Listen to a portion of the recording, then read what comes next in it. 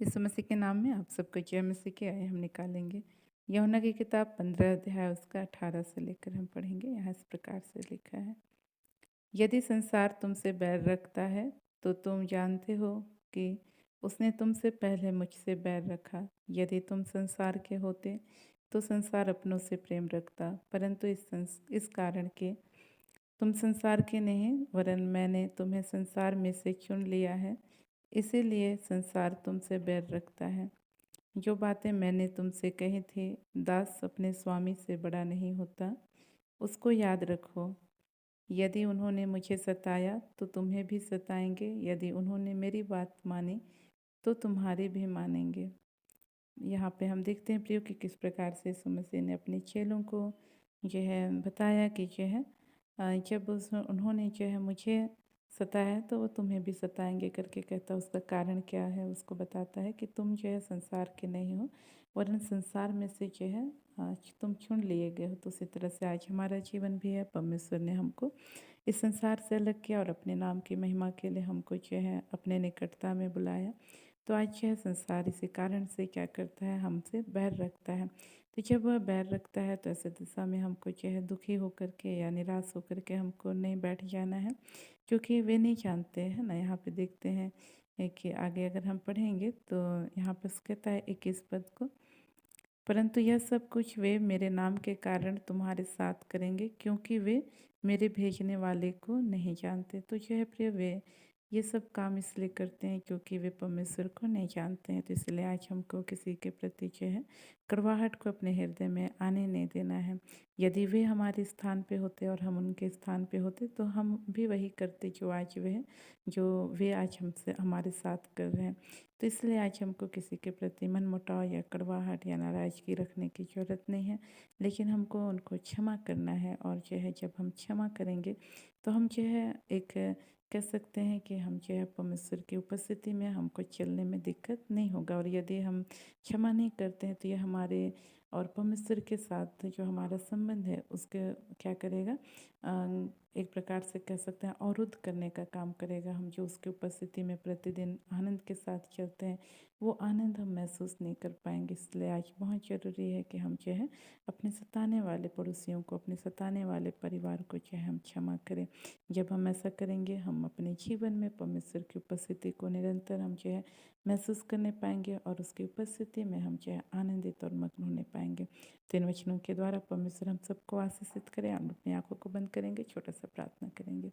Press Lord प्रभु जी, आपके वचनों के लिए हम आपका धन्यवाद करते हैं। आपने हमसे बोला, बातचीत किया प्रभु, कि आज लोग प्रभु जी आपको नहीं जान पाने के कारण प्रभु जी आप प्रभु जी आपके लोगों को सताते हैं प्रभु। तो अनुग्रह कर प्रभु, ऐसे समय में जब हमें प्रभु लोगों के द्वारा सताव का सामना करना पड़ता है, ऐसे समय में प्रभु हम भी एक क्षमा करने वाला हृदय को रख सकें। जिस प्रकार यीशु मसीह ने प्रभु जी अपने क्रूस पर चढ़ाने वालों को क्षमा कर सका, वैसे ही हम पर यह अनुग्रह कर प्रभु कि हम भी प्रभु जी अपने ऊपर दोष लगाने वालों को प्रभु क्षमा कर सकें। हमको बुरा बुरा भला कहने वालों को क्षमा कर सके प्रभु जी। हमसे कटुता, कड़वाहट और बैर भाव, नफरत रखने वालों को क्षमा कर सकें।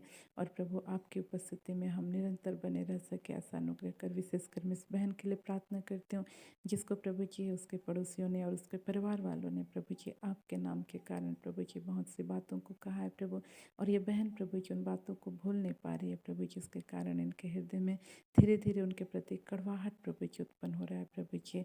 और जिसके कारण प्रभु जैसा ये पहले आपकी उपस्थिति में आनंदित और मग्न होती थी, वैसा अब इनके जीवन में नहीं हो पा रहा है प्रभु। इस बहन की सुधि ले और इसी वक्त प्रभु जी इनके जीवन में प्रभु जी जितनी भी गड़बड़ियाँ हैं प्रभु, सारी गड़बड़ियाँ यीशु के नाम से इसी वक्त छाती रहने पाए प्रभु जी।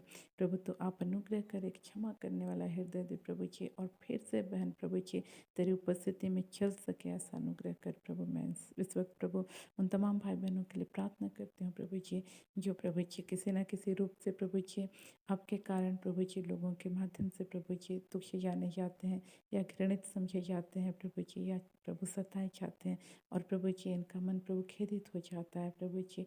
और प्रभु ये सोचने लगता है ऐसा क्या गलती कर दिया जी जिसके कारण ये मुझको जो है ऐसा कहते हैं।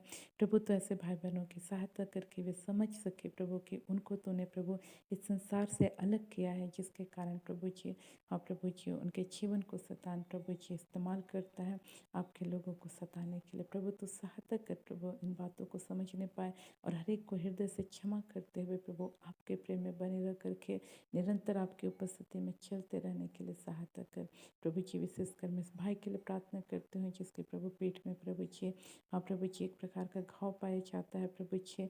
और यह घाव प्रभु जी कई बार प्रभु जी हाँ प्रभु सूख जाता है और फिर से प्रभु एक फोड़े के रूप में निकलता है, फिर इसके पेट में प्रभु एक घाव बन जाता है प्रभु।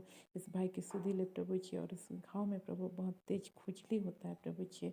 तो आप अनुग्रह कर प्रभु इसी वक्त तेरी चंगा करने वाले सामर्थ्य हाथ को बढ़ा और इनके पेट को स्पर्श कर प्रभु और इसी वक्त तेरी चंगाई के सामर्थ्य प्रभु जी इनके पेट में यीशु के नाम से बलपूर्वक उतरने पाए प्रभु। और यीशु के नाम से इसी वक्त ये भाई पूरी रीति से यीशु के नाम से इस बीमारी से आच्छाद हो जाए।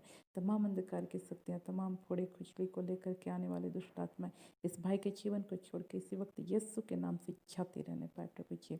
ऐसा है और उसका धन्यवाद अब्बा तूने स्पर्श किया उसके लिए धन्यवाद तेरे जी प्रभु जी। चंगा करने वाले हाथ को ले प्रभु हम धन्यवाद करते हैं, बस सारी आदत सारी मत तुझको देते हैं। धन्यवाद के साथ अब्बा इन प्रार्थनाओं को यीशु के नाम मांगते हैं, आमीन। आप सबको जय मसीह की।